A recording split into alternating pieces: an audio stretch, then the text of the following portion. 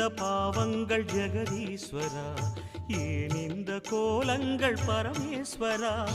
ஏன் இந்த தடுமாற்றம் சர்வேஸ்வரா?